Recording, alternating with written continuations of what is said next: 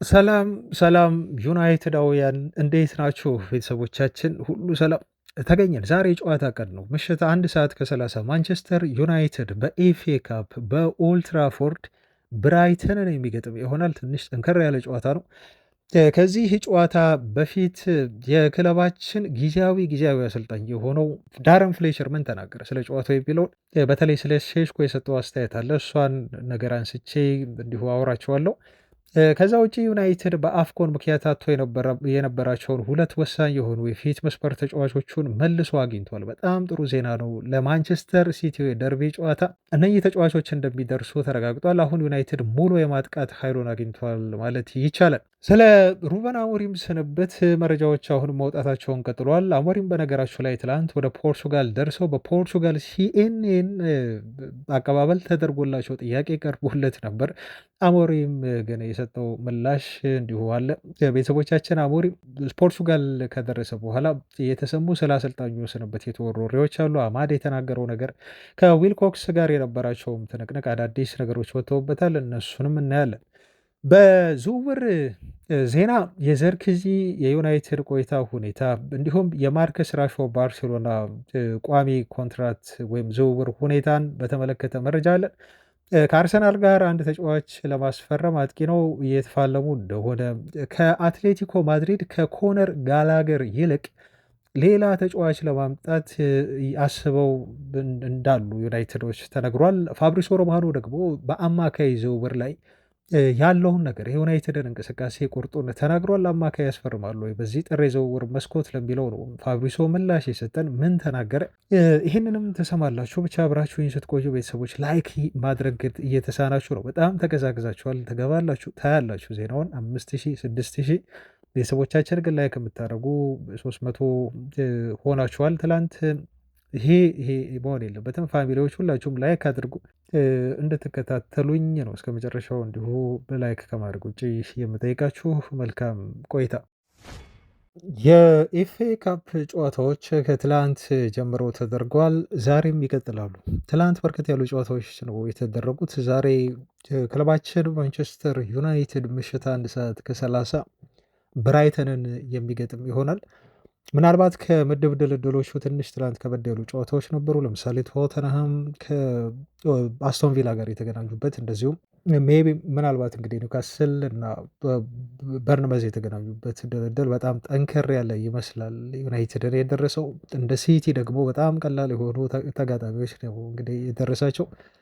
ሌላኛው ትልቁ ትንሽ ከበድ ያለ ድልድል ይመስለኛል ሁለት የፕሪሚየር ሊግ ጠንካራ ክለቦች ሲገናኙ ዩናይትድ እና ብራይተን ማለት ነው። ዛሬ ጨዋታቸውን ያደርጋሉ። ምሽት 1 ሰዓት ከ30 ነው የሚያደርጉት። ከዚህ ጨዋታ በፊት የክለባችን ጊዜያዊ አሰልጣኝ ጊዜያዊ ብለው ይሻለኛል፣ ምክንያቱም ቀጣይ ሌላ ጊዜያዊ አሰልጣኝ ዩናይትድ ስለሚቀጥር። ለማንኛውም ትላንት ጋዜጣዊ መግለጫ ሰጥቶ ነበር ዳረን ፍሌቸር። በጋዜጣዊ መግለጫው ላይ ያው ብዙ ስለሚመለሱ ተጫዋቾች አዳዲስ ዜና የለም። የተጎዱት እንደተጎዱ ይቆያሉ።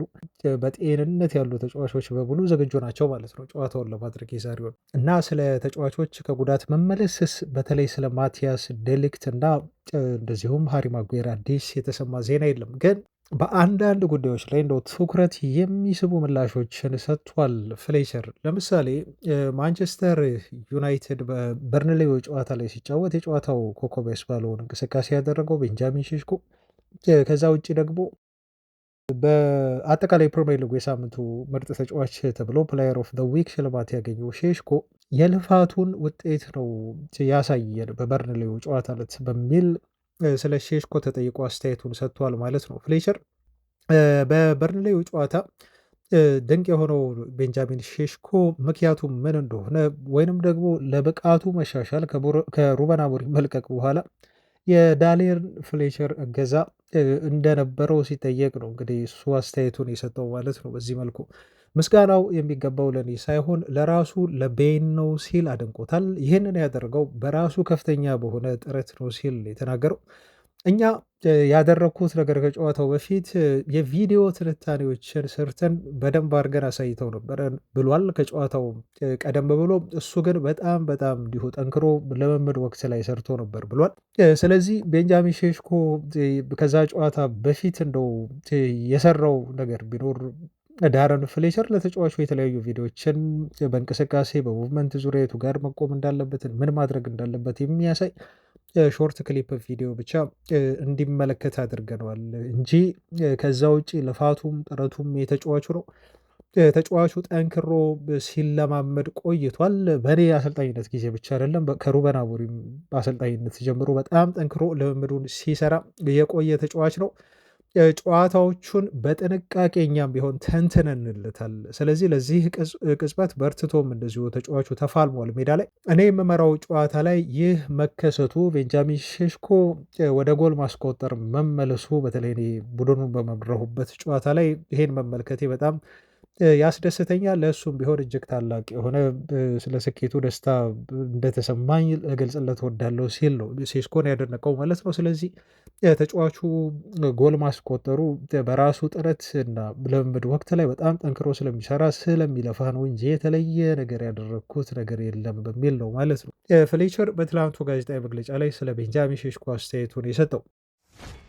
በሌላ ዜና ከአፍኮን ጋር በተያያዘ ማንቸስተር ዩናይትድ አማድን እንደሚያገኝ ተረጋግጧል። ከዚህ በፊት ቀደም ብሎ ብሪያን ምቦሞ ካሜሮን ከውድድር ውጭ መሆኗን ተከትሎ ዩናይትድ እንደተመለሰ ኦልሞስት አሁን መረጋገጡን ነግረናቸዋል። አሁን ደግሞ አማድ ተከትሎት የአይቬሪ ኮስት ብሔራዊ ቡድን ከአፍሪካ ዋንጫ ውጭ መሆኑን ተከትሎ ተቀላቅሏል ማለት ነው። ዩናይትድን ይቀላቀላል ዛሬ ተብሎ ይጠበቃል። አማድና ብሪያን እምብሞ የማንቸስተር ዩናይትድ በጣም ወሳኝ የሆነ የደርቢ ጨዋታ ላይ እንደሚደርሱ አሁን ተረጋግጧል። ዩናይትድ በሙሉ ማጥቃት ኃይሉ ሲቲን ይገጥማል ማለት ነው። አማድ፣ ብሪያን እምብሞ፣ ማቲያስ ኩኛ፣ ቤንጃሚን ሼሽኮ እና ብሩኖ ፈርናንዴስ ለደርቢው ጨዋታ ዝግጁ ናቸው ተብሎ ተነግሯል። እንግዲህ ሁለቱም ብሔራዊ ቡድኖች ተሸንፈው ነው ከውድድሩ ውጭ የሆኑት። ስለዚህ አራት ውስጥ መግባት አልቻሉም ማለት ነው። ቀጣይ ጨዋታዎች ሴኔጋል ከኢጅፕት፣ ናይጄሪያ ከሞሮኮ ያደርጋሉ። የዩናይትድ ተጫዋች ሆኖ ብቸኛው ተወካይ የሆነው በአፍሪካ ዋንጫ ላይ ማዝራዊ ነው። ከሞሮኮ ብሔራዊ ቡድን ጋር ቀጣይ ለፍጻሜ ለማለፍ ናይጄሪያን የሚገጥሙ ይሆናል። በጣም ከባድ የሆነ ጨዋታ ነው የሚመስለው። ለማንኛውም የማዝራዊ ያለመኖር በዩናይትድ ውጤት ላይ ብዙ ለውጥ የሚያመጣ አይመስልም። በጣም ተዳክሞ የነበረው የማንቸስተር ዩናይትድ የማጥቃት ኃይል ግን አሁን ይመለሳል ተብሎ ነው እንግዲህ የሚጠበቀው ማለት ነው። ዩናይትድ ሙሉ የማጥቃት ኃይሉን በሲቲው የደርቦ ጨዋታ ላይ የሚያገኝ ይሆናል። በጣም ከባባድ ፊክስቸሮች ነው ያሉት። በነገራቸው ላይ ቀጣይ ኢንትሪም ሆኖ የማንቸስተር ዩናይትድን ስራ የሚረከብ አሰልጣኝ ከባድ ፈተና ነው ከፊቱ ያሉት። ሩበን አሞሪም በጣም ከባዱን ጨዋታ ትተው እንደሄዱ ነው እኔ በግሌ የማስበው። ለምሳሌ አሁን የብራይተን ጨዋታ የዛሬውም ቀላል አይደለም። ኦፍኮርስ በኦልድ ትራፎርድ ነው የሚደረገው። በፕሪሚየር ሊግ ቀጣይ የምናገኛቸው ቡድኖች ሁለት የሊጉ መሪ ክለቦችን ነው። ሲቲን እንገጥማለን። ይህም ጨዋታ ኦልድ ትራፎርድ ላይ ይደረጋል። ከዛ አርሰናልን ነው የምንገጥመው። አዌይ ነው ከአርሰናል ጋር የምንጫወተው። የመጀመሪያ ፕሪሚየር ሊግ የመክፈቻ ጨዋታ በሜዳችን ከአርሰናል ጋር በጣም ግሩም እንቅስቃሴ አድርገን ግን መሸነፋችን ይታወሳል። ይሄ ጨዋታ ደግሞ አርሰናል ለፕሪሚየር ሊግ ዋንጫ ለመፋለምና 3 ነጥብ ለመያዝ የሚያደርጉት ጨዋታ ነው። ዩናይትድን በቀላሉ ለአርሰናል እጅ የሚሰጥ ቡድን አይደለም። ስለዚህም ለማንቸስተር ዩናይትድ ቀጣይ አሰልጣኝ በጣም ከባድ የሆነ ፈተና ይዞ የሚመጣ ጨዋታ ነው ብሎ መናገር ይቻላል። ከዛ ደግሞ ፉልሃምን በሜዳችን እናስተናግዳለን። በተከታታይ የምናደርጋቸው ጨዋታዎች 4 ከዚህ በኋላ የሚደረጉት 3ቱ በሜዳችን ነው። አንዱን ብቻ አዌይ ከአርሰናል ጋር እንወጣለን ማለት ነው። የማንቸስተር ዩናይትድ ኢንተሪም ማናጀር ሆኖ የሚመጣው አሰልጣኝ ቀጣይ ስራውን ከመረከቡ በጣም ጠንካራ ጨዋታዎችና ብዙ ፈተናዎች ከፊቱ ይጠብቁታል ማለት ነው። ለማንኛውም ቡድኑ ግን ወሳኝ የሆኑትን ተጫዋቾቹን በጊዜ ማግኘቱ አስደሳች ነው። ከአፍኮን ውጪ ከውድድር ውጪ መሆናቸው ማለት ነው። ምክንያቱም አትሊስት ቢያንስ 4 ውስጥ ቢገቡ እስከ ፍጻሜ መሄዳቸው አይቀርም ቤተሰቦቻችን። ምክንያቱም አይ ቲንክ የደረጃ ጨዋታ ይኖራል። የደረጃ ጨዋታ ለማድረግ ደግሞ ግዴታ እስከ አፍሪካ ዋንጫ ፍጻሜ እንዲቆዩ ያስገድዳቸው ነበረ። በዛ ምክንያት ዩናይትድ አቮይድ አድርጓል ማለት ነው። ተጫዋቾቹን በጊዜ ይመልሳል። በትላንቱ ጨዋታ ዕለት እንደው አማድ በጣም የቶርናመንት ፍጥሩ እንቅስቃሴ ማድረግ የቻለ ልጅ ነው እና በብዙዎች አድናቆት ተችሏል። 3 ጎል አስቆጥሮ ብዙ ጨዋታዎች ላይ ማን ኦፍ ዘ ማች ተብሎ መመረጥ ችሏል። ትላንት በጣም አዝኖ ታይቶ ነበር። እንዲሁ ሜዳ ላይ ቁጭ ብሎ አማድ የከፋው በመሰለበት ሰዓት እንግዲህ አብሮት ተጫውቶ ያሳለፈው በእንግሊዝ ፕሪሚየር ሊግ አሁንም በአንድ ከተማ ሆኖ አብረው ነው የሚጫወቱት። አንዱ ለሲቲ ነው የሚጫወተው ማርሙሽ፣ አማድ ደግሞ ለዩናይትድ ነው እና ከሁሉም ተጫዋቾች መጥቶ ያጽናናው እና እንዲነሳ ከተቀመጠበት ካዘነበት እንዲነሳ ያደረገው እንደዚሁ ማርሙሽ ነበር በትላንቱ ጨዋታ። ይሄ ፎቶ እንግዲህ በብዙዎች መነጋገሪያ ሆኗል ማለት ነው። ማርሙሽ አማድን ያጽናናበት መንገድ ብዙዎች የተቀባበሉት በማህበራዊ ድረገጽ ላይ እንዲሁ በርካቶች ያጋሩት ምስል ሆኗል። ከሩበን አሞሪም የማንቸስተር ዩናይትድ ስንብት በኋላ አሰልጣኙ እንግዲህ ላለፉት ጥቂት ቀናት እዛው ማንቸስተር ከተማ ቆይቶ ነበር። አይ ቲንክ ህጋዊ የሆኑ ከክለቡ ከመልቀቁ በፊት መጨረስ ያለበት ጉዳዮች ነበሩ። አሞሪም ያን ነገር ደግሞ ትላንት የጨረሰ ይመስለኛል። አሰልጣኙ በቂ ዝግጅት አድርጎ ወደ ፖርቹጋል ትላንት ተመልሷል እና ሲመለስ ታዲያ የፖርቹጋል ሲኤንኤን ነበር አቀባበል ያደረገለት። ሩበን አሞሪም በዚህ አቀባበል ላይ እንግዲህ ጋዜጠኞች ሊጠይቁት ሙከራ አድርገዋል። ጥያቄዎችን አንስተውለታል። ግን አሞሪም ምንም አይነት ምላሽ ሳይሰጣት ነበር ለጋዜጠኛዋ በቀጥታ ወደ ተዘጋጀለት መኪና ገብቶ ወዲያው ያመራው እና ኦፍኮርስ አሁን ምላሽ መስጠት አይፈልግም አሞሪም። ብዙ የሚጠይቁት ነገር አለ። የፖርቹጋል ሚዲያዎች ሩበን አሞሪምን ጓግተው ነበር የጠበቁት። ኢንተርቪው ሊያደርጉት ዝግጅት በማድረግ ለረዥም ሰዓታት እነየጋዜጠኞች ጠብቀውት አሰልጣኙ የሆነ ነገር እንዲል ቢፈልጉም ግን በቀጥታ አሰልጣኙ ቆሞ እነሱን ከማናገር ይልቅ ወደ ተዘጋጀለት መኪና እስከ ልጁ ነው ማብራት የፈለገው እና አሞሪም ፖርቹጋል መድረሱ ጋር እንዲሁ ተያይዞ ይሄን ያህል መረጃ ካደረስናቸው አሁን ከእንግሊዝ ወጥተዋል ማለት ነው። ስለዚህ የወረቀት ስራዎቹን ህጋዊ የሆኑ ከክለቡ ጋር የሚለያይበትን ህጋዊ የሆኑ ስራዎችን አጠናቆ ወደ ፖርቹጋል እንደተመለሰ ነው ማለት ነው የሚገመተው። ግን ትላንት ሩበን አሞሪምን በተመለከተ አማድ የሰጠው አስተያየት ትንሽ በጣም ሀዘኔታ የተሞላበት አስተያየት ይመስላል እና ሩበን አሞሪም ከማንቸስተር ዩናይትድ በመሰናበቱ በጣም አዝኛለሁ እና ከፍቶኛል ሲል ነው አማድ የተናገረው። አማድ እንደዚህ ሲል ይናገራል። ለእኔ ይህንን ዜና መስማት በጣም ከባድ ነበር ነው ያለው። በማንቸስተር ዩናይትድ የመሰለፍ ዕድልን የሰጠኝ በእኔ እምነት አሳድሮ ጨዋታዎች ላይ እንድሰለፍ ያደረገኝ አሰልጣኝ በመሆኑ በጣም አዝኜ ነበረ። ለሙያዬና እንዲሁ ለህይወቴ አሁን ላለሁበት የእግር ኳስ ህይወት የእሱ አስተዋጽኦ ትልቅ ነበረ። ለሱም እንዲሁ የምስጋና መልእክት ቴክስት አድርጌለታለሁ ሲል ተናገረ። እንደ አባትና እንደ ልጅ በጣም ጠንካራ የሆነ ግንኙነት ነበረን ሲልም ነው አሞሪምን ያሞካሸው። እሱ ለእኔ በጣም ረድቶኛል፣ በሜዳ ላይ ራሴን እንድገልጽ በነፃነት እንድጫወት እንደዚሁ ፈቅዶልኛል። በጣም ነው ያዘንኩት በመሰናበቱ ብሏል። በሄደበት ሁሉ መልካሙን እመኝለታለሁ። አሁን ትኩረቴ ግን ሙሉ ለሙሉ በአይቬሪ ኮስት ላይ ነው ሲል ነበር አስተያየት የሰጠው። ትላንት የአይቬሪ ኮስት ጨዋታን ከማድረጉ በፊት ነበር ይሄ ቃለመጠየቅ የተወሰደው። ይህንን የአፍሪካ ዋንጫ ለማሸነፍና ለሀገሬ ሁሉንም ነገር ለመስጠት ፈልጋለሁ ሲል ተናግሮ ነበር፣ ግን አልተሳካለትም። ቤተሰቦቻችን ያው ግን በአሞሪም ስንብት እንዳዘነ ሩበን እና አሞሪም እና እሱ ያላቸው ግንኙነት የአባትና የልጅ እንደሆነ ነው አማድ ተናግሮ በዚህ መልኩ ስለ አሞሪም ስንብት የተሰማውን ነገር የገለጸው ማለት ነው። ሩበን አሞሪም ስንብት ዙሪያ አሁንም መረጃዎች መውጣታቸውን ቀጥለዋል። እኔ ከዚህ በኋላም ብዙ መረጃዎች ይወጣሉ ብዬ እጠብቃለሁ። ቤተሰቦቻችን ለምሳሌ አንድ የምጠብቀው ሌላ ቦምብ የሆነ ኢንተርቪው ነው ከሩበን አሞሪም። አሁን ፖርቹጋል ገብተዋል። ፖርቹጋል ከገባ በኋላ ደግሞ ተረጋግቶ አይ ቲንክ በየትኛው ሚዲያ ላይ ማውራት እንዳለበት አሞሪም ፕሮግራም ይዞ በጣም በጥሩና በተዘጋጀ በተቀናጀ መልኩ ኢንተርቪው ሊሰጥ እንደሚችል እኔ የግል ግምቴ ነው። አላቅም እንግዲህ ኮንትራቱ ላይ ዩናይትዶች ካሳ መክፈላቸው አይቀርም፣ ለአሰልጣኙ ይሰጣሉ፣ ግዴታቸው ነው። ግን ስለ ክለቡ ሲያወራ ከዚህ በኋላ የሚጠነቀቅ ይመስለኛል። ልክ ትላንት ፖርቹጋል ሲደርስ እንዳደረገው ማለት ነው እና በጣም የውስጥ የተባሉ የውስጥ ሚስጥሮችን ክለብ ውስጥ የተፈጠሩ ጉዳዮችን ያወራል ብዬ ባልጠበቅም ግን ዩናይትድን ለመልቀቁ ትልቁ ምክንያት ነው ያለውን እና ከክለቡ አመራሮች ጋር ያላስማማውን ነገር ልክ ክርስቲያኖ ሮናልዶ ዩናይትድን ከመልቀቁ በፊት እና ከለቀቀ በኋላ በሰጠው መልኩ የሚሰጥ ይመስለኛል። በጣም ወሳኝ የሆነ ነጥብ፣ በተለይ ለእኛ ለደጋፊዎች መወያያ የሚሆን አሞሪምን ማሰናበት አልነበረባቸውም ብለን የክለቡን አመራሮች ልንወቅስበት የምንችልበትን ፖይንት የሚሰጠን ነው የሚመስለኝ ቤተሰቦች። ስለዚህ በቀጣዮቹ ቀናት ሩበን አሞሪም የሚያደርገውን ኢንተርቪው እንጠብቃለን።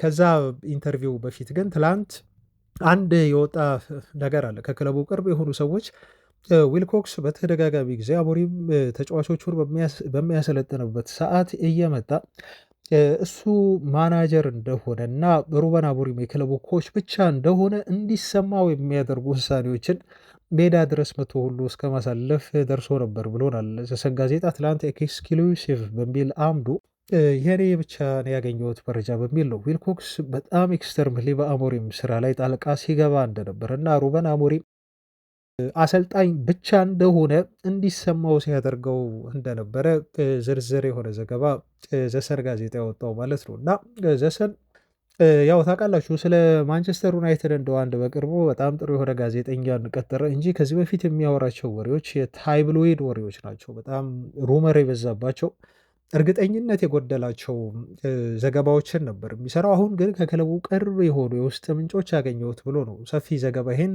የሰራበት ማለት ነው። እና የክለቡ ማናጀር የሆኑትና አሁን የማንቸስተር ዩናይትድ ማናጀር እንደሆኑ የሚያስቡት በክለቡ ውስጥ አሁን ዊልኮክስ ናቸው ነው ብሏል። እና ከሩበን አሞሪም ጋር ብዙ ያልተግባቡበት ነገር አለ ከተጫዋቾች አመራረጥ እንዲሁም ከፎርሜሽን ጀምሮ አንዳንድ ጊዜ ሁሉ እኔ ገብቼ ላሰልጥን እስከ ማለት ዩናይትድን እንደውም ያው ለበጣ መልክ ዘሰን ጋዜጣ ዘገበው እንጂ ክለቡን ሁሉ የማሰልጠን ፍላጎት እስኪኖራቸው ድረስ ዊልኮክስ በሩበን አሞሪም ላይ ጥያቄ እንደነበራቸውና በሚወስናቸው ውሳኔዎች በስጭት ውስጥ አለመግባባት ውስጥ እንደሚገቡ ነው የተነገረው። እና ከመሰናበቱ ጥቂት ቀናት በፊት አሰልጣኙ 2 ቀን ምናምን አካባቢ ሲቀረው ሊሰናበት ማለት ነው ከፍተኛ የሆነ ስብሰባ አድርገው ይሄ ስብሰባ በግብ የተጠናቀቀ ነው ተብሏል። እና አሞሪም የመጨረሻ ንዴታቸውን የገለጸበት ከክለቡ መልቀቁም የማይቀር መሆኑን በተረዳበት በዚህ ልዩ በሆነ ስብሰባ ከዊልኮክስ ጋር ጸብ ቀረሽ ግብ ፈጥረው ስብሰባው በዚህ መልኩ መበተኑና በሁለቱ ሰዎች መካከል በነበረ የስልጣን እኔ በላይ ነኝ እኔ እዚህ ነገር ላይ ወስናሉ በሚል ፍጥጫ ምክንያት በክለቡ ከባድ የሆነ ቀውስ ተከስቶ እንደነበር ነው ማለት ነው ሪፖርቶች አሁን እየወጡ የሚገኙት። ስለዚህ ጄሰን ዊልኮክ የማንቸስተር ዩናይትድ ቁልፉ እና ወሳኙ ሰው ከክለቡ ባለቤቶች ውጭ ወሳኙ ሰው እንደሆኑ ያስባሉ። ሩበን አሞሪም ደግሞ ይህንን ነገር ለመቀበል ፈቃደኛ አልነበረም። በዛ ምክንያት ለማንቸስተር ዩናይትድ ከዚህ በኋላ አሰልጣኝ ሆኖ መቀጠል የማይቻል መሆኑን ተረድቶ አሞሪም በዛ መልኩ ያንን ቃለ መጠይቅ ከሊድስ ዩናይትድ ጨዋታ በኋላ በመስጠት ከክለቡ እንዲሰናበት ሆኗል ተብሎ ነው የተነገረው ማለት ነው። እንግዲህ እዚህ ጋር የተረዳሁት ነገር እንደ ዘሰን ጋዜጣ ዘገባ ከሆነ ቤተሰቦቻችን ዊልኮክስ ከፍተኛ የሆነ የስራ ጣልቃ ገብነት ወይም ጫና አሞሪም ላይ ሲያሳድርበት እንደነበረ፣ ኦፍኮርስ ጫናው የዊልኮክስ ብቻ አይመስለኝም የሌሎች የማንቸስተር ዩናይትድ አመራሮች ራሳቸው የራትክሊፍም ክለቡ አጫወቱን ወደ ባክፎር ይቀይር የሚል ሀሳብ እንደነበረ እና የክለቡ አመራር በአጠቃላይ የክለቡ ቦርድ ውሳኔውን ነበረ ሲያንጸባርቅ የነበረው ዊልኮክስ ብዬ ነው እኔ በግሌ የማስበው። ምክንያቱም ዊልኮክስ ተራ ተቀጣሪ ነው፣ አሞሪም የሚጠራው ለዊልኮክስ ነው ማለት ነው። ዊልኮክስ ቀጥተኛ የአሞሪም ኃላፊ ነው፣ ትእዛዝ የሚሰጠው አለቃው ነው ማለት ይቻላል። በተዋረድ ስናየው የስልጣን አደረጃጀቱን ያልኩት አሁን እግር ኳሱ ላይ ጣልቃ ስለመግባት አለመግባት እያልኩ አይደለም ቤተሰቦች። እና ሩበን አሞሪም ደግሞ ይህን ነገር መቀበል አልፈለገም። ከሱ የሚመጡ ነገሮችን የሀሳብ የማሻሻል አይዲያዎችን በአጠቃላይ ለመቀበል ፈቃደኛ አይደለም። ይሄ ነገር ደግሞ ሁለቱን ሰዎች እልህ ውስጥ አስገባ። አሞሪምም ኢጎ አለበት። አሁን እየሰማ ነው እንደሆነም ዊልኮክስም ቢሆን እንዲሁ ከፍተኛ ኢጎ አለበት። ያ ነገር ደግሞ ከክለቡ እንዲሰራበትና እንዲለያዩ ምክንያት ሆነዋል ማለት ነው። ግን እኔ ያለ ክለቡ ባለቤት ድጋፍ ያለ ራትክሊፍ ድጋፍ ይሄ በፍጹም እንዳልሆነ ነው የማምነው። ቤተሰቦቻችን ክለቡ ከሩበን አሞሪም ይልቅ ዊልኮክስን እንደሚመርጥ ያሳየበት ውሳኔ ነው ብዬ ነው የሩበን አሞሪምን ስንብት የምወስደው ማለት ነው። ለማንኛውም ሩበን አሞሪም በቅርቡ መለሳለሁ ብሏል በነገራችን ላይ እና የትኛውን ክለብ ሊያሰለጥን እንደሆነ በእንግሊዝ ፕሪሚየር ሊግ የሚታወቅ ነገር የለም። ግን ብዙዎች እንደውም አሞሪም ማንቸስተር ሲቲን ሊረከብ ሁሉ ይችላል ከዚህ ሲዝን በኋላ ብለው ወደ ሲቲ ሊመለስ እንደሚችል እና በጣም ጥሩ ቡድን በሲቲ ሰርቶ እንደው የዩናይትድ አመራሮችን ውሳኔ ሊያጸጽት እንደሚችል ሩበን አሞሪም ከወዲሁ እየተናገሩለት ነው ያለው። ለማንኛውም የሩበን አሞሪም እና የማንቸስተር ዩናይትድ መለያየት ትላንት በተለይ ተረጋግጧል። አሞሪም ከማንቸስተር ጓዙን፣ ቤተሰቦቹን፣ ንብረቱን እንዲሁ ጠቅልለው ወደ ፖርቹጋል ሊዝበን አምርቷል። ቀጣይ የሚጠበቀው የሚሰጠው ኢንተርቪው ነው ማለት ነው። ቤተሰቦች ዜናዎቻችን ይቀጥላሉ። የዝውውር ዜናዎችን ልንገራችሁ፣ አጠር አጠር ያሉ የዝውውርም ከዛም ጋር የተያዙ መረጃዎችን ነው አሁን የምንመለከተው። የመጀመሪያ የሚሆነው መረጃ የሮማ ዳይሬክተር የሰጡት አንድ አስተያየት አለ እና ሪኪ ማዛራ ተብለው ይጠራሉ። የሮማ ዳይሬክተር ናቸው፣ ስፖርቲንግ ዳይሬክተር ማለት ነው። እና ፋብሪሶ ሮማኖ ነው እንግዲህ ንግግራቸውን ጠቅሶ በዚህ መልኩ የዘገበው። እንዳሉት ከሆነ እንደ ሰውየው ንግግር ከሆነ አሁን ዩናይትዶች ዘርክዚ ከክለቡ የሚለቅበትን መንገድ በሙሉ ዘግተውታል ነው ያሉት። ስለዚህ ማናጀራል ቼንጅ ስላለ በቀጣይ ዩናይትድ ቋሚ አሰልጣኝ ማን እንደሚሆን ስለሚታወቅ ያ አሰልጣኝ ደግሞ ዘርኪዝን ሊፈልገውም ይችላል። ዩናይትድ ባልተረጋጋበትና የክለቡ ኢንትሪ ማናጀር እንኳን አሁን በሌለበት ሁኔታ ዘርክዚን ስለመልቀቅ አያስብም። ስለዚህ ቶታሊ ተስማምተው የነበሩትን ስምምነት ለጊዜውም ቢሆን አሁን ዩናይትድ ሆልድ አድርጎታል ወይንም ዘግቶባቸዋል ማለት ነው እና ዘርክዚ ከዩናይትድ የመልቀቅ እድሉ አሁን በጣም በጣም በጣም ጠባብ ነው። በዚህ የጥር የዝውውር መስኮት የሚሆን አይመስልም። ክለቡ ኢንተርቪው ላይ ነው ገና። አሁን በጣም የሚያስገርም ነው በነገራቸው ላይ ማንቸስተር ዩናይትድን የሚያክል ቡድን እስካሁን ድረስ ትላንት አውርቼበታለሁ። ቼልሲ ቋሚ አሰልጣኝ ለመቅጠር እንኳን በጣት የሚቆጠሩ ቀናት ነው የፈጀበት። ዩናይትድ ኦልሞስት አሁን ሳምንት ነው እየፈጀበት ያለው ኢንትሪም እንኳን ለመቅጠር ማለት ነው። እና የክለቡ አመራሮች ውሳኔ ላይ እና ዝግጅት ላይ እንዴት በፍጥነት ነገሮችን መከወን እንዳለባቸው እና በፍጥነት ነገሮችን መጨረስ እንዳለባቸው አያውቁም ተብለው ከወዲሁ እንዲተቹ ነው የሆኑት። ዝውውርም ላይ እንደዚህ ስለሚዘገዩ ማለት ነው። ውሳኔዎች ቀደም ተብለው ታስበው በፍጥነት የሚደረጉ አይደሉም እና ዘርክዚም በዛ ምክንያት አሁን ከማንቸስተር ዩናይትድ ጋር ይቆያል ተብሎ ነው የተነገረው። የአይቬሪ ኮስቱ የክንፍ አጥቂ መስመር ተጫዋች የሆነው ዲያሞንዴ ወደፊት መጫወት የሚፈልግበትን ክለብ ይፋ አድርጓል እና ተጫዋቹ በአንፊልድ መጫወት እፈልጋለሁ ሲል ተናግሯል ነው የተባለው። እና ለሊቨርፑል መጫወት እፈልጋለሁ፣ በአንፊልድ መጫወት እፈልጋለሁ፣ የሊቨርፑል ቢግ ፋን ነኝ ሲል የገለጸው። በጣም ትልቅ የሊቨርፑል ደጋፊ ነኝ ብሏል። ምክንያቱም የኔ አባት የሊቨርፑልን ማሊያ ለብሼ ለሊቨርፑል ስጫወት ማየት ይፈልጋል ሲል ነው ማለት ነው እንግዲህ የተናገረው። እና አሁን ይህን ተጫዋች በተመለከተ ቤተሰቦቻችን ትንሽ መቀዛቀዝ ምናልባት ሊኖርብን ይችላል ማለት ነው። ምክንያቱም ተጫዋቹ ይሄን ያህል በጣም በግልጽ ሊቨርፑል ደጋፊ መሆኑን ከተናገረ ያውም ቢግ ፋን ብሎ ነው የተናገረው። አባቱም እንግዲህ ምኞቱ የሊቨርፑል ደጋፊ ስለሆነ በአባቱም ምክንያት ተጫዋቹ የአባቱን ምኞት ለማሳካት ሲል ለሊቨርፑል መጫወት እንደሚፈልግ መናገሩ አሁን እንደው ከዩናይትድ የዝውውር ስትራቴጂ አንጻር ስናየው ይሄ ቃለመጠይቁ ብቻ ዩናይትዶችን ከተጫዋቹ ዝውውር ሊያሸሻቸው ይችላል። እንደ ደጋፊም የእኛን ስሜት ሊያቀዛቅዝ ይችላል።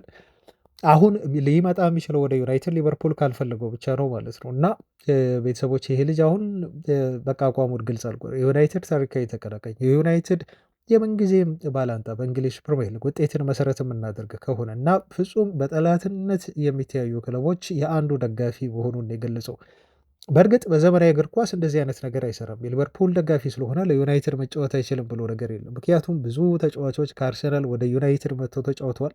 ቫን ፐርሲን ለምሳሌ ጥሩ ምሳሌ ማንሳት ይችላሉ እና ዩናይትድን ሻምፒዮን ሁሉ አድርጓል። ማይክል ኦዌንም እንዲሁ ለሊቨርፑል ተጫውቶ በኋላ ላይ ወደ ሪያል ማድሪድ ከዛ መልሶ ወደ እንግሊዝ ዩናይትድ መጥቶ ለዩናይትድ ሁሉ ተጫውቷል። እንደዚህ አይነት ታሪካዊ ነገሮች አሉ። ለምሳሌ ቴቬዝ ከማንቸስተር ዩናይትድ ወደ ሲቲ አምርቶ እንዲሁ ለሲቲ ተጫውቶ ብዙ ነገር ለሲቲ አድርጓል። ትልቁ የሚለየው ነገር ይሄ ተጫዋች የሊቨርፑል ቀንደኛ ደጋፊ መሆኑ ነው እንጂ ከክለብ ወደ ክለብ የሚደረጉ ዝውውሮች እንዲህ ሊኖሩ ይችላሉ። ግን በርካታ የዩናይትድ ደጋፊዎች ከዚህ አስተያየቱ በኋላ ዩናይትድ ይሄን ተጫዋች የማግኘት እድሉ እንደጠበበ ወይንም እንዲመጣ ተጫዋቹ እንደማይፈልጉ ስሜታቸውን እያንጸባረቁ ነው። ለማንኛውም ዳይሞንዴ ለሊቨርፑል የመጫወት ህልም እንዳለው በግልጽ አሳውቋል። የሙንዶ ዲፖርቲቮ ጋዜጣ ዘገባን ስናይ ባርሴሎናዎች የማርከስ ራሽፎርድ ኮንትራት ላይ የሰፈረውን 30 ሚሊዮን ዩሮ ከፍሎ ራሽፎርድን የማስፈረም አማራጭ ኤክሰርሳይዝ ለማድረግ አስበዋል ወይም ወስኗል የሚል ሪፖርት ወጥቷል። በነገራችሁ ላይ በራሽፎርድ የባርሴሎና ቆይታ ዙሪያ የስፔን ጋዜጦች እንደው ብዙ የሚታመኑ አይደሉም። አንዳንዴ ተጫዋቹን በቋሚነት አያስፈርመውም ወስኗል ይላሉ። አንዳንድ ጊዜ ደግሞ እንደዚህ አይነት ዘገባዎችን ያወጣሉ። ትንሽ ይህን መረጃ ወደ እናንተ እንዳደርስ የሚያደርገኝ ሙንዶ ዲፖርቲቮ ከሌሎቹ ጋዜጦች ከነ ማርካ ከነ ኤኤስ ጋዜጦች ጋር የሚወዳደር ትልቅ እንደሆ ጋዜጣ ስለሆነ ነው እና ባርሴሎናዎች አሁን ራሽፎርድ በቋሚነት እንዲፈርም ለማድረግ ይህን ሲዝን ካጠናቀቀ በኋላ ከውሳኔ ላይ ደርሰዋል። ምክንያቱም በክለቡ እያደረገ ያለውን እንቅስቃሴ ወደውታል፣ ሳቲስፋይ ሆነዋል በሚል ነው ሪፖርት ይዞ የወጣው። ስለዚህ ይህንን መረጃ እንወስደዋለን ማለት ነው። አሰልጣኝ ዩናይትድ ከመቀየሩ ጋር በተያያዘ አሞሪም ስለሌለ ራሽፎርድ ወደ ዩናይትድ ለመመለስ ያስባል ወይም ይፈልጋል። በተለይ ሶልሻየር ክለቡን ከያዘ ተብሎ ሲነገር ነበር። ተጫዋቹ ግን ከዚህ በኋላ በፍጹም በዩናይትድ ቤት ተመልሶ የመጫወት ሀሳብ እንደሌለውና አሰልጣኝ አሞሪም በክለቡ ባይኖርም ወደ ዩናይትድ እንደማይመለስ ራሽፎርድ በግልጽ አሳውቋል ነው የተባለው። ለማንኛውም እንደ ራፊህና የመሳሰሉ ተጫዋቾች ማርከስ ራሽፎርድ በቋሚ ኮንትራት ለባርሴሎና እንዲጫወትና እንዲፈርም ይፈልጋሉ ተብሏል። ክለቡም ይሄ ፍላጎት እንዳለው ነው የተነገረው። ማንቸስተር ሲቲዎች በዝውውር መስኮቱ ላይ በጣም ፈጥነው ሴሜኖን አስፈረሙ። ትላንት ሴሜኖን እንደዚሁ አጫወቱት። ተጫዋቹም ከፈረመ በኋላ በአንድ ቀናት ልዩነት ውስጥ ለማንቸስተር ሲቲ ተሰልፎ ጎል አስቆጠረላቸው፣ እንደዚሁም አሲስት ማድረግ ቻለ። ማንቸስተር ዩናይትድ ግን ባለፈው ሳምንት ነበር አሰልጣኙን ያሰናበተው። እስካሁን ድረስ አሰልጣኝ መቅጠር አልቻለም፣ በጊዜያዊነትም እንኳን ቢሆን ማለት ነው። ይሄ የሁለቱን ክለቦች አምቢሽን በግልጽ የሚያሳይ ነው ይላል አንድ ደጋፊ እና የዩናይትድ አመራሮች ምን ያህል አምቢሽን የጎደላቸው እንደሆኑ ለክለቡ የሚጨነቁ ባለቤቶች እንዳልሆኑ ቁልጭ አድርጎ የሚያሳይ ነው ሲል ነው እንግዲህ የዩናይትድ ትልቁ ችግር አሁንም የክለቡ ባለቤቶች የግሌዘር ቤተሰቦች እንደሆኑ በመናገር እነዚህ ሰዎች ከክለቡ እስካለቀቁ ድረስ የማንቸስተር ዩናይትድ ችግር አይቀረፍም ብሎ መከራከሪያ ሀሳብ ያነሳው ቤተሰቦቻችን እውነት ይመስላል። ምክንያቱም ሲቲ ቡድኑን በደንብ አድርጎ እያጠናከረ ነው። ቀጣይ ተጫዋችም ሊያመጡ እንደሚችሉ ከወዲሁ እየተዘገበ ነው የሚገኘው። ሌሎችም ክለቦች በዝውውር ገበያው ላይ በጣም ጥሩ እንቅስቃሴ እያሳዩ ተጫዋቾችን እያስፈረሙ እንደነ ቶተንሃም አይነት ክለቦች እንደ አርሰናልም ሊቨርፑልም ማርኬቱን እያዩ ነው። የዩናይትድ አመራሮች ግን ጊዜያዊ አሰልጣኝ እንኳን መቅጠር ሳይችሉ ክለቡ በጥር የዝውውር መስኮት ምንም አይነት ተጫዋች ሳያስፈርም በጊዜያዊ አሰልጣኝ ብቻ ሲዝኑን ሊያጠናቅቅ እንደሚችል በዩናይትድ በኩል ግምቶች እየተበራከቱ መጥተዋል። ስለዚህ ተጫዋች የሚፈርምበት ከክለቡ እንደዚሁም ክለቡ ተጫዋች የሚሸጥበት እድል በጣም ጠባብ እንደሆነ ነው የሚታመኑ የዜና ምንጮች እየገለጹ ያሉት። ስለዚህ ዩናይትድ በጥር የዝውውር መስኮት ንቁ ተሳትፎ ላያደርግ ይችላል ነው እየተባለ የሚገኘው። ከአርሰናል ጋር ግን አንድ ታዳጊ ተጫዋች ለማምጣት ይፎካከራል ተብሎ ነው የሚገለጸው። የብላክበርን ሮቨርስ እንደው ቲኔጅ ነው ተጫዋቹ፣ ገና ስራዎቹ እድሜ ላይ ነው የሚገኘው። የአጥቂ መስመር ተጫዋች ነው። ኢጎር ታይጆን ተብሎ ነው የሚጠራው ልጁ። ለተጫዋቹ በሁለቱ ክለቦች መካከል የሚደረገው ፉክክር በጣም ጠንከር ብሎ እንደቀጠለ ተገልጿል። ሁለተኛ የዝውውር ጥያቄ አርሰናሎች አቅርበዋል። 2.2 ሚሊዮን ፓውንድ ነው ለተጫዋቹ ዝውውር ያቀረቡት ወይም 3 ሚሊዮን የአሜሪካ ዶላር። ይሄ የዝውውር ገንዘብ ግን ወዲያውኑ ሪጀክት የተደረገው። ብላክበርን ሮቨርሶች ከዚህ በላይ ከተጫዋቹ ዝውውር ይፈልጋሉ ተብሏል። ተጨማሪ ቢያንስ 1 ሚሊዮን ፓውንድ ጭማሪ ከቀረበላቸው ተጫዋቹን ለመሸጥ ዝግጁ ናቸው ተብሎ ነው እየተገለጸ የሚገኘው እና ማንቸስተር ዩናይትዶችም አሁን ጨረታ ውስጥ ገብተው ከአርሰናል ጋር ልጁን ለማስፈረም ፉክክር ውስጥ እንዳሉበት ነው ሃንድስ ኦፍ አርሰናል የተባለ የትዊተር ዜና ምንጭ የገለጸው። አጥቂ ዝውውር ጋር በተያያዘ በነገራችሁ ላይ ቀጣይ ክረምት የዝውውር መስኮት ዩናይትዶች አጥቂ ሊያስፈርሙ ይችላሉ ተብሏል። እንደነ ማቴታ አይነት ተጫዋቾች የአንድ ዓመት ቀሪ ኮንትራት ብቻ ስላላቸው በክለባቸው በክሪስታል ፓላስ ተጫዋቹ በዩናይትድ ይፈለጋል። ክረምት ላይ ዩናይትዶች ይህንን የአጥቂ መስመር ተጫዋች ለማምጣት ጥረት ያደርጋሉ ተብሎ መነገሩን ታስታውሳላችሁ። አሁን ደግሞ ፉቲ ዋይኤስኤም የዜና ምንጭ እንዳለው ከሆነ ጁሊያን አልቫሬዝን ከአትሌቲኮ ማድሪድ ለማስፈረም የዩናይትድ ሰዎች ዋነኛ የዝውውር ኢላማ አድርገውታል ብሎናል። እንግዲህ ይሄ ዜና ምንጭ እንዳለው ከሆነ የዩናይትድ አመራሮች በጁሊያን አልቫሬስ ብቃት እጅግ ተደቦት ለተጫዋቹ ትልቅ ቦታ ሰጥተውት ነው የሚገኘው። ይህ አርጀንቲናዊ አጥቂ መስመር ተጫዋች ወደ ማንቸስተር ከተማ እንዲመለስ ለማድረግ በክረምት ላይ ከፍተኛ ጥረት ያደርጋሉ ሲል ዘግቧል። ለሲቲ ተጫውቷል ልጁ። የሲቲ ብቃቱን ደግሞ መልሶ ደግሞታል ማለት ነው። በአትሌቲኮ ማድሪድ አሁን በስፔን በጣም ጥሩ አጥቂ መሆኑን እያስመሰከረ ነው። ጎሎችን ያስቆጥርላቸዋል።